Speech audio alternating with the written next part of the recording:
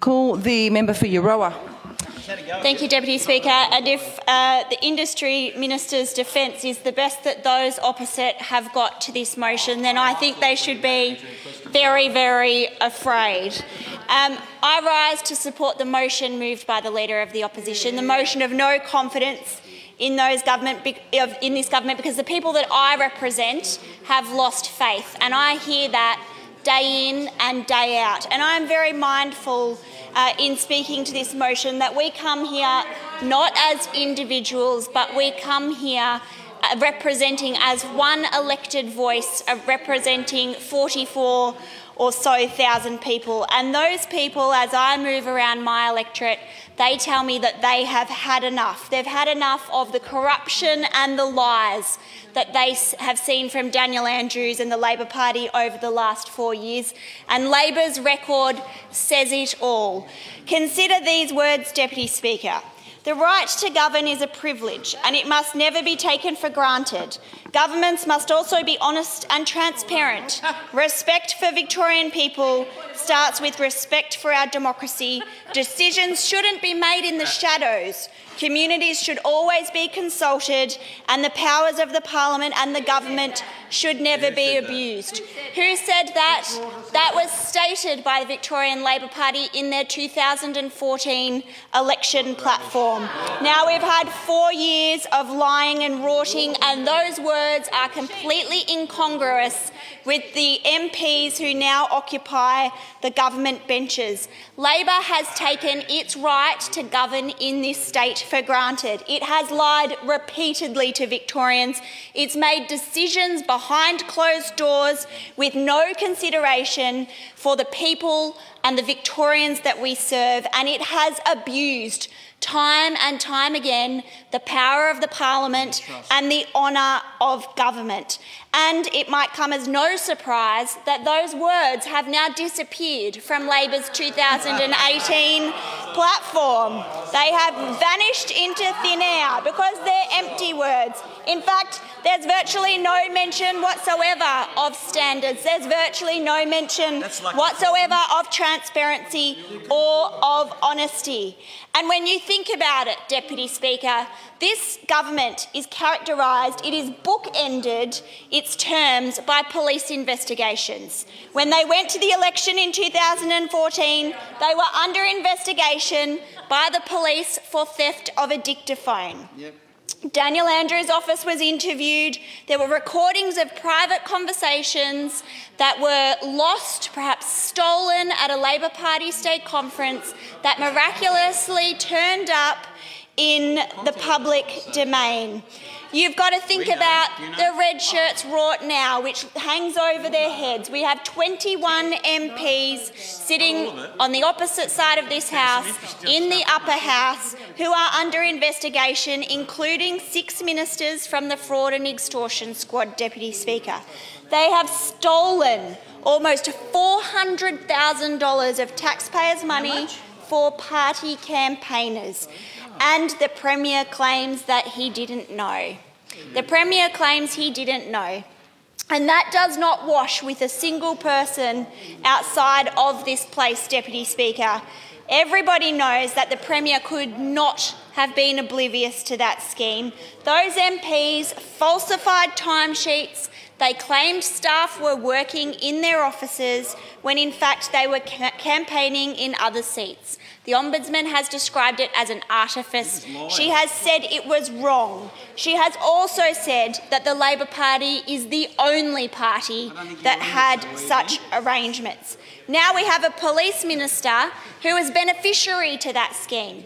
And we have the Attorney-General who's at the table who misused those parliamentary resources, the first law officer of the state, and despite our questions today, he denies that causes a fundamental conflict with his role as the first officer of this first law officer of this state.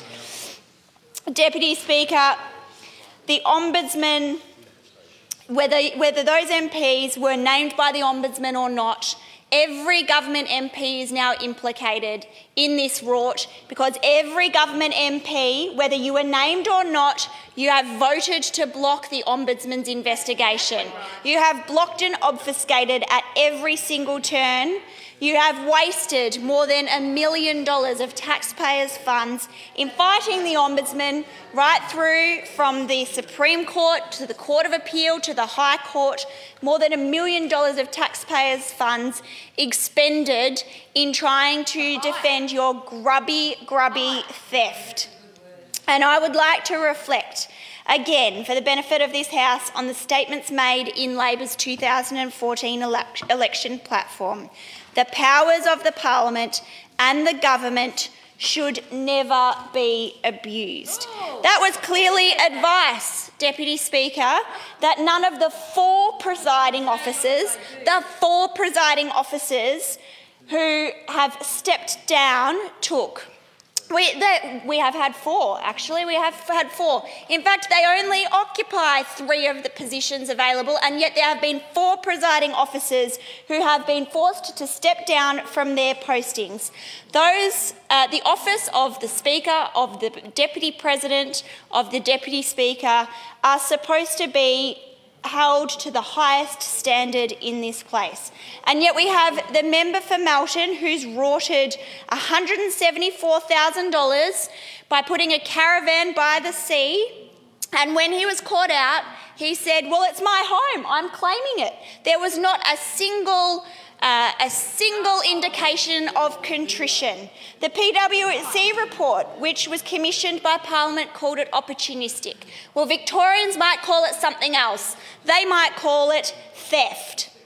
The Speaker, Telmo Languilla, who claimed almost $40,000 to live in Queenscliff so he could have a second residence in the city. It's interesting, isn't it, that both the Speaker and the Deputy Speaker chose to base their home in the electorate of Balreen, where the Police Minister herself doesn't live. And the Treasurer's response to that, oh well, there's always a way around the rules. There's always a way around the rules.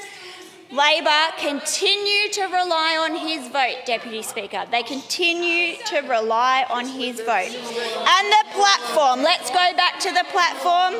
Governments must be honest. Khalil Ede, the Deputy President in the Upper House, under active investigation by IBAC for rorting his printing allowances. The allegation that he spent tens of thousands of dollars of taxpayers' money from his printing budget in order to buy false Labor Party memberships. And of course the outcome in that investigation is still pending. And then the fourth, this is so long ago, I think most of us have forgotten about it. But what about Caesar Mallam? Forced to resign after investigations from the Trade Union Royal Commission found that he cheated workers of more than $2 million in penalty rates. And this is the party who claims to be for workers, the same party that is selling out timber workers across this state, the same party that has sold out those workers at Hazelwood. They are completely hypocritical. Steve Herbert. Now, this one particularly grates for me because Steve Herbert, knowing that he would probably lose his seat in Eltham, actually made the shift to Northern Victoria despite never living there. And when he got caught chauffeuring his dogs around the state, Patch and Ted, as others have gone into extensively, between his Bayside house and his holiday house in Trentham, most people in Northern Victoria said, Steve who? Because we had never seen him. He was never in that electorate.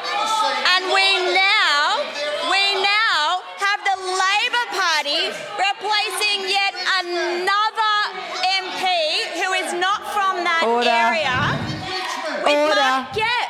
Mark Gepp, I feel sympathetic towards Jacqueline. You know, you guys have rolled her for the #1 spot. I remind the member. She got in by 88 votes. You rolled her.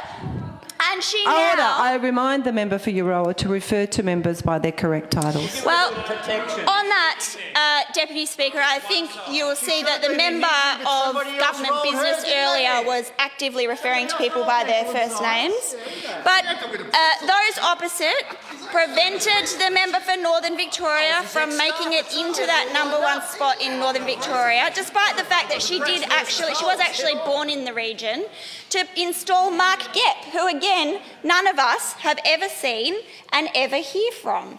And so that really sticks with me, that sense of entitlement that those opposite have with government resources, that you would have the former member for Northern Victoria ferrying his dogs around in the car. And it's the same sense of entitlement that has been demonstrated in the last 4 years with the CFA and their wanton destruction of 60,000 CFA volunteers that they have spent 4 years systematically undermining. This government has been characterised by lies and deceit at every turn, and that is really, really frustrating to the people that I represent. My electorate is absolutely dismayed by the continued lies of those opposite. They're so city-centric. We keep seeing that they make commitments that they then wriggle out of, that they never deliver. And perhaps most classically in my electorate is the issue around replacement of rolling stock in Northern Victoria, where Daniel Andrews in 2007, April 2007, he stood in Wangaratta and this is what he said: "Let's have the federal government provide the money for the track, and my government will provide money for the trains, and we will get on with making this service much, much better.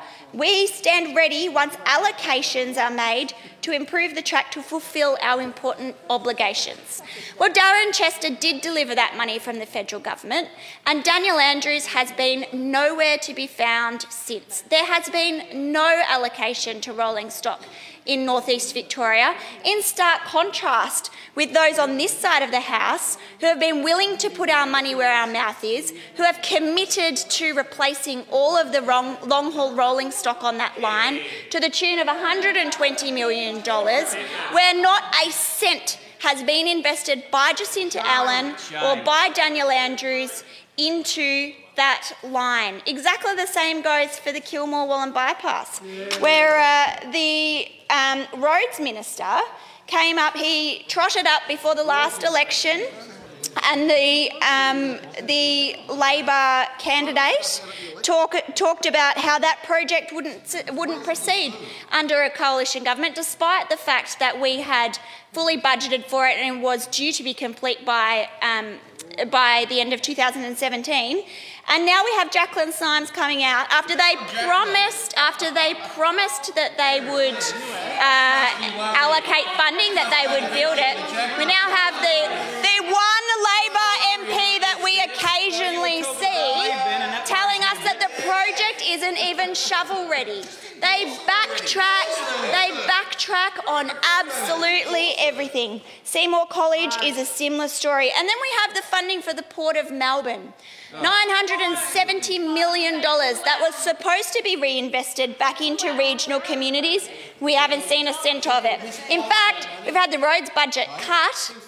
We've got potholes everywhere. We've had lots of money in wire rope barrier, but we haven't seen a cent of that $970 million we were promised. Nor have we seen the $200 million that has vanished from the sale of rural finance. Those lies continue. They continue with TAFE, and it was interesting to hear the industry minister speak before.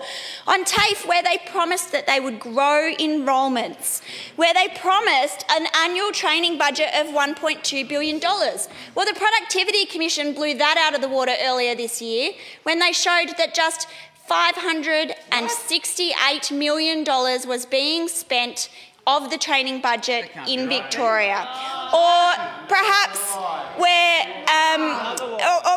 on student numbers, where student numbers have declined from 460,000 students in 2014 to 314,000 in 2018. 2016. That's disgraceful. Deputy Speaker, this is a government that has been characterised by lies. It has failed to deliver on its own election platform, where it promised that it would be transparent and open with the Victorian public. And those Labor MPs have demonstrated breathtaking arrogance because they believe that government is their right, not something to be earned. They have lied and obfuscated, and the people that I represent have lost confidence in this government and confidence in Daniel Andrews as Premier.